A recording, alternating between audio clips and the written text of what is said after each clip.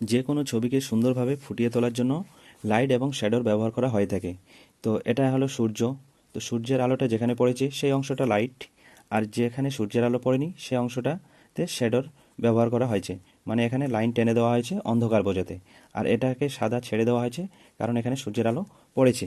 ঠিক গাছের এই অংশটাতেও সূর্যের আলো পড়েছে, সেজন্য এটা সাদা ছেড়ে দেওয়া হয়েছে। আর এই অংশটাতে সূর্যের আলো পড়েনি, অন্ধকার বোঝাতে এখানে লাইন টেনে দেওয়া হয়েছে।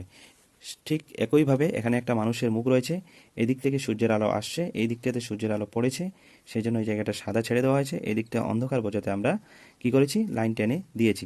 তো এই নিচের অংশটাতেও অন্ধকার পড়েছে, সেই জন্য এখানেও লাইন টেনে দেওয়া হলো। তো এই এভাবেই একটা ছবিকে সুন্দরভাবে তোলার জন্য লাইট এবং শ্যাডোর ব্যবহার করা হয়, এবং করে ছবিটাকে সুন্দর করে তুলে ধরা হয়। আর আরেকটা ছোট ইনফরমেশন শেয়ার করছি, সেটা হলো এই গাছটা ঠিক কত বড় সেটা বোঝাতে এখানে একটা মানুষের ছবি আঁকিয়ে দেওয়া হয়েছে। যে এই গাছটা ঠিক কত বড় সেটা বোঝাতে এই মানুষটার এখানে ছবি আঁকানো হয়েছে। তোমাদের যদি আমার ভিডিওগুলি ইনফরমেটিভ মনে হয় তাহলে অবশ্যই একটি লাইক করবে।